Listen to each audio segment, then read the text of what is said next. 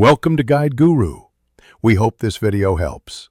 You start by pairing your Airpods to the device and confirming battery level. This prevents mid-call dropouts. Once paired, open Zoom and allow microphone access so audio can route. Next, click Zoom's audio icon and choose Test Speaker and Microphone. This step verifies both sides. Make sure your computer's Bluetooth is on, and select Airpods as the device if they don't auto-switch. Doing these first reduces problems later, and gets you ready for finer audio tuning. Once connected, go into Zoom settings, right arrow audio, and explicitly set your Airpods as both speaker and microphone so sound goes both ways. Then, test and adjust the input volume. Speaking 6-12 inches from the mic gives clear pickup.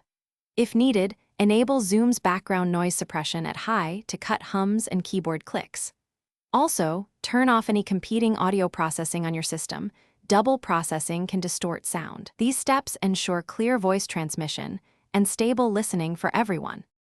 During the meeting, use the spacebar for quick push to talk and watch battery levels to avoid sudden drops.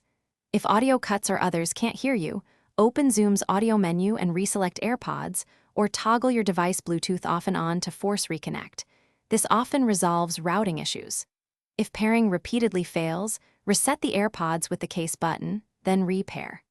Finally, move a few feet from Wi-Fi routers or USB 3.0 hubs.